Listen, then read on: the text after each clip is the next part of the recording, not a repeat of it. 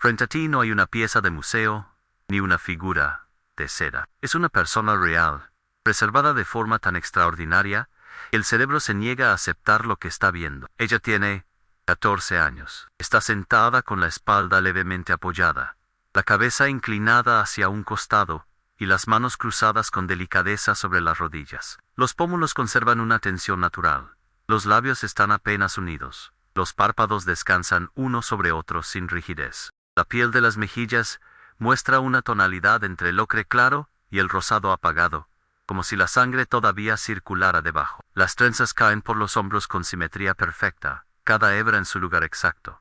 Las uñas están intactas. Los cilios reposan perfectamente alineados. Quien la mira por primera vez tarda varios segundos en comprender que la persona frente a él lleva 500 años muerta. Todos los años. Miles de personas viajan desde distintos puntos del mundo hasta el Museo de la Ciudad Argentina de Salta para quedarse de pie frente a su vitrina. Algunos permanecen en silencio durante minutos enteros. Otros retroceden un paso instintivamente. Hay quienes apoyan la mano sobre el vidrio sin darse cuenta. La curadora del museo, que lleva años trabajando en esa sala, describe siempre la misma escena. Las personas entran caminando con normalidad. Se acercan a la vitrina y entonces algo cambia en su expresión.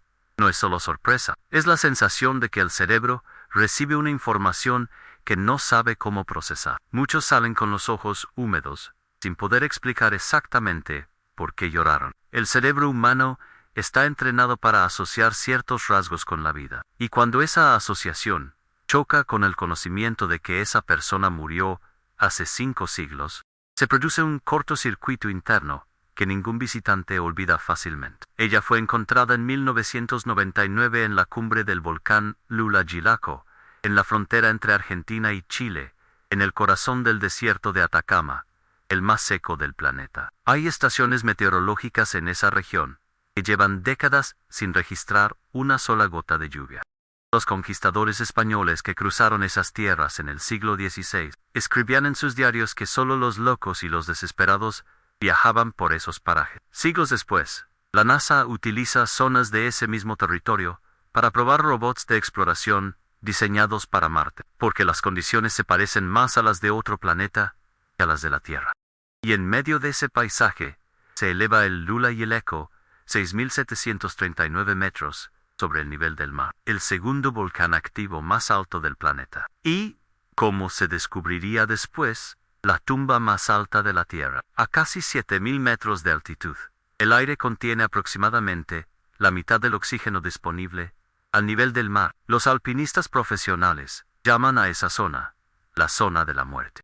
El cuerpo se deteriora más rápido de lo que puede recuperarse. Los montañistas modernos suben con cilindros de oxígeno, semanas de aclimatación y equipos especialmente diseñados, y aún así, la subida sigue siendo mortalmente peligrosa. La primera ascensión documentada al Lula-Gilaco ocurrió en 1952, cuando un alpinista alemán y su equipo llegaron a la cumbre. Fue tratada como un hito del montañismo del siglo XX. Pero los incas habían hecho exactamente lo mismo 400 años antes, sin oxígeno, sin mapas, sin equipos especializados. Subieron porque su sistema de creencias les indicaba que debían hacerlo, y llevaron consigo a una niña de 14 años. El antropólogo Johann Reinhardt llevaba décadas estudiando la cultura inca cuando organizó en marzo de 1999 la expedición que cambiaría todo. Su equipo trabajó durante semanas en condiciones extremas en aire rareado, frío brutal, viento constante que obligaba a inclinarse hacia adelante para avanzar. Trabajaban con las manos entumecidas, hablando poco porque cada palabra costaba oxígeno. Un día, uno de los miembros del equipo notó bajo una fina capa de tierra congelada un fragmento de tela con un color demasiado vivo para pertenecer a algo natural. El equipo comenzó a trabajar en silencio, retirando la tierra capa por capa. Nadie dio una orden de hablar bajo. Simplemente todos se movieron con más cuidado, como si el instinto colectivo les indicara que debían hacerlo. Y entonces vieron las manos, perfectamente conservadas, los dedos naturalmente curvados, la piel sin deterioro, como si pertenecieran a alguien que había decidido descansar allí hacía unas horas. Reinhardt diría después que fue el momento más impactante de toda su vida profesional. Junto a ella, había una colección de objetos dispuestos con precisión perturbadora en cerámicas de distintos tamaños. Estatuillas de oro y plata, telas con bordados elaborados, plumas que conservaban sus colores originales. Todo, exactamente, en su lugar. Ni una pieza volcada, ni un color desvanecido, ni una pluma aplastada. 500 años de permafrost habían actuado como una cámara frigorífica perfecta, deteniendo el tiempo dentro de esa tumba, de manera que los científicos tardarían años en comprender del todo. Reinhardt describió el momento con una frase simple: era el sueño de cualquier arqueólogo hecho realidad. Pero junto con la maravilla llegaron de inmediato las preguntas. ¿Quién era esa niña? ¿Qué había ocurrido con ella 500 años atrás? La tomografía computarizada entregó las primeras respuestas. Los dientes del juicio aún no habían brotado, y la estructura de los huesos largos confirmó la edad con precisión. En 14 años. Ese número se instaló en la mente de todos los investigadores, 14 años, y ya había recorrido más kilómetros a pie que la mayoría de los adultos en toda su vida. Los ornamentos de la cerámica encontrada en la tumba eran característicos de Cusco, la capital del Imperio Inca, situada a casi 1500 kilómetros del volcán. Los incas no usaban caballos ni vehículos con ruedas. Las personas se desplazaban a pie por los caminos de piedra del imperio. 1500 kilómetros a pie, atravesando el altiplano andino, donde las noches son heladas incluso en verano. Cruzando el desierto de Atacama, donde no hay agua, en cientos de kilómetros. Eso fue lo que hizo esa joven antes de llegar al lugar donde murió. El bioarqueólogo, Andrew Wilson, tomó una muestra de cabello y la envió al laboratorio. El cabello funciona como un archivo biológico natural. En cada centímetro, contiene información química sobre lo que la persona comía y experimentaba en un período determinado. Los resultados fueron claros. 3 meses antes de su muerte, la dieta cambió de manera brusca y definitiva. Pasó a alimentarse de maíz y carne seca de llama. Exactamente los alimentos que los incas distribuían en depósitos a lo largo de las rutas del imperio para abastecer a quienes realizaban viajes largos. Eso confirmaba el viaje. Pero el análisis reveló además algo que los investigadores no esperaban del todo. En las muestras más recientes, aparecieron rastros de consumo de hojas de coca. En aquella época, mascar hojas de coca no era una práctica abierta a cualquier persona. Era un privilegio reservado a la nobleza y a círculos espirituales de alto rango dentro de la sociedad inca. La joven pertenecía a ese mundo. La túnica encontrada junto a ella fue la siguiente pieza del rompecabezas. Era una prenda masculina. Claramente, no pertenecía a la joven. El diseño bordado en el tejido, compuesto por pequeños cuadrados distribuidos en un patrón preciso, identificaba a personas pertenecientes a los estratos más elevados de la sociedad inca, directamente vinculadas al poder imperial. La conclusión más probable era que esa túnica había pertenecido al padre de la joven, dejada junto a su hija como ofrenda de despedida a los dioses. Si eso era cierto, el padre había estado presente en ese lugar. Había subido hasta la cumbre del volcán. Había visto todo lo que ocurrió allí, y luego había bajado solo. El adorno de cabeza fue el hallazgo que terminó de definir quién era esta joven. Los arqueólogos lo catalogaron como el mejor ejemplar de ese tipo de ornamento jamás encontrado en perfecto estado de conservación. Era una corona densa de plumas que mantenían toda su vivacidad original, acomodadas con una precisión que revelaba un trabajo artesanal de altísima complejidad. Para los incas, las plumas valían más que el oro. Esos adornos eran portados únicamente durante ceremonias sagradas y solo por ciertas mujeres con una función específica dentro del sistema religioso del imperio. La curadora del museo estudió ese ornamento durante años y llegó a una conclusión sin ambigüedades. La joven había sido una virgen del sol.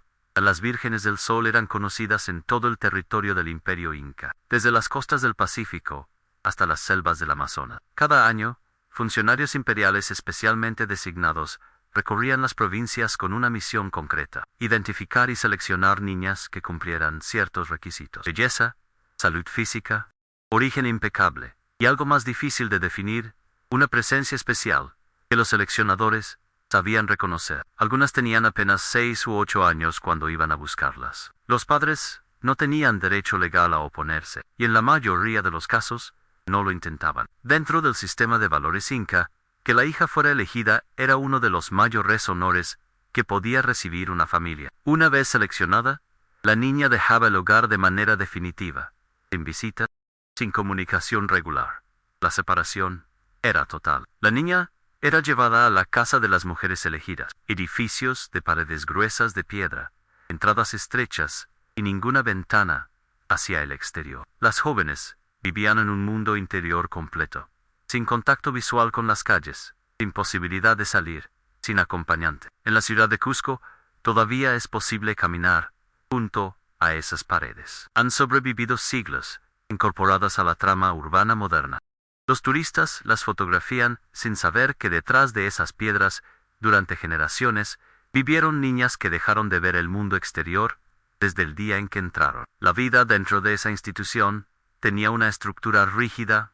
Preparaban la chicha sagrada, tejían telas de complejidad extraordinaria, cuidaban los fuegos ceremoniales, aprendían cantos rituales. La regla que gobernaba cada aspecto era la pureza, física, espiritual y ritual, sin excepciones y sin grados intermedios. Algunas de esas jóvenes eran entregadas en matrimonio a hombres de la nobleza como señal de la gracia imperial. Otras permanecían en los templos toda la vida, pero para unas pocas, las más elegidas, estaba reservada una función diferente. Eran seleccionadas para lo que los incas no llamaban sacrificio, sino ofrenda. Eran consideradas el mayor presente que los humanos podían entregar a los dioses. Reinhardt lo explicó muchas veces a lo largo de los años.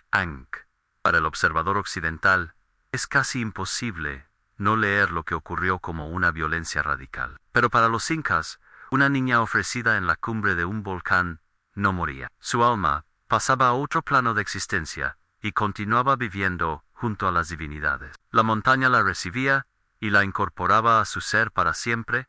No era un asesinato. Era, dentro de su cosmología, la concesión de la inmortalidad.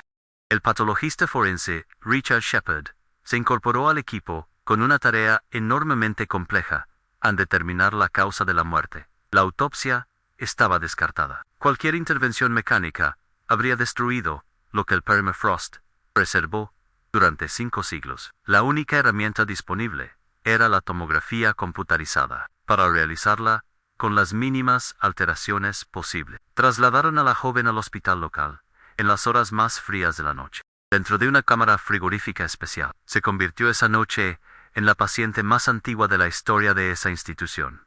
Las imágenes no revelaron fracturas ni traumatismos. No había signos de enfermedad grave. La hipotermia fue considerada como posibilidad, dado que las temperaturas en la cumbre pueden descender a 30 grados bajo cero, pero los pies de la joven estaban perfectamente intactos, sin el daño que la hipotermia severa habría dejado. Lo que sí encontraron en el estómago cambió la dirección de toda la investigación. Había comida. La joven había comido aproximadamente 2 horas antes de morir. Dato era crucial. Eliminaba la posibilidad de una agonía prolongada y apuntaba a una muerte rápida y repentina. Una persona que sabe que está muriendo lentamente, generalmente, deja de comer. El análisis químico del cabello reveló además niveles elevados de alcohol en las semanas previas a la muerte. Muy probablemente, chicha, la bebida sagrada de maíz. Un recipiente con chicha fue encontrado intacto junto a ella en la tumba, lo que indicaba que había bebido antes de ser dejada allí, pero que no había consumido todo el contenido. Si a esto se suma que las hojas de coca que masticaba en el momento de morir actúan como sedante natural, el cuadro comenzaba a tomar forma. Juntos, el alcohol y la coca reducían el miedo, enlentecían las reacciones y llevaban a la persona hacia un estado alterado de conciencia, en el que la frontera entre el mundo ordinario y el sagrado se volvía más difusa. Shepard observó en las fotos del rostro un leve abultamiento en la mejilla. Era consistente con la presencia de hojas de coca manteniéndose entre los dientes y la mejilla mientras se mastican lentamente. Eso significaba que la joven masticaba coca en el mismo momento de morir. El primer objeto que Reinhardt retiró del cuerpo fue una tela de lana gruesa que cubría completamente su cabeza, firmemente atada en la parte posterior, a casi 7.000 metros de altitud, con el oxígeno ya escasísimo. Esa tela sobre el rostro producía una obstrucción respiratoria, con consecuencias inmediatas y severas, en un cuerpo que operaba en los límites de sus capacidades por la altura, además bajo el efecto del alcohol y la coca, que ralentizaban las reacciones. Esa combinación podía causar la muerte en un tiempo breve y sin que la persona lo percibiera claramente. Shepard analizó todos los datos con la metodología de cualquier investigación forense. El cuerpo, sin señales de lucha. Los objetos alrededor perfectamente en su lugar. Las manos cruzadas con cuidado sobre las rodillas, posición que nadie mantiene en un colapso involuntario. La tela gruesa sobre el rostro. El alcohol y la coca en el organismo. La altitud extrema. Su conclusión fue precisa. La causa más probable de la muerte fue la asfixia, una detención respiratoria producida por la combinación de la tela. El oxígeno escasísimo y la intoxicación había reducido su capacidad de percibir lo que ocurría y de resistirse a ello. Por el estado del cuerpo y la ausencia total de señales de lucha, la joven no comprendió en ningún momento lo que estaba pasando. Se fue, sin saberlo. Las crónicas españolas escritas poco después de la conquista describían el ritual con detalles que coincidían con sorprendente precisión con los hallazgos físicos de la tumba. Al parecer, la ceremonia se realizaba en el solsticio de invierno, el 21 de diciembre, comenzando al amanecer, con los primeros rayos de sol, tocando la cumbre de los volcanes sagrados, para una civilización que adoraba al dios Sol como su divinidad principal. Ese momento tenía una densidad espiritual sin equivalente.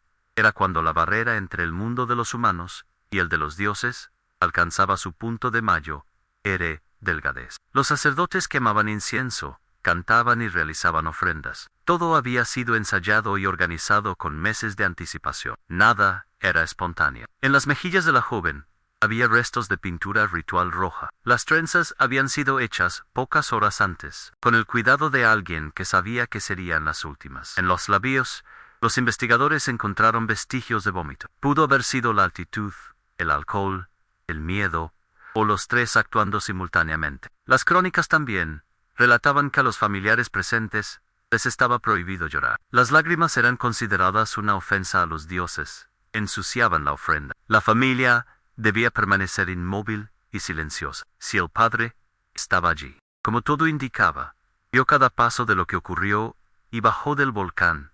Después, sin haber podido decir en voz alta ni una sola vez lo que sentía.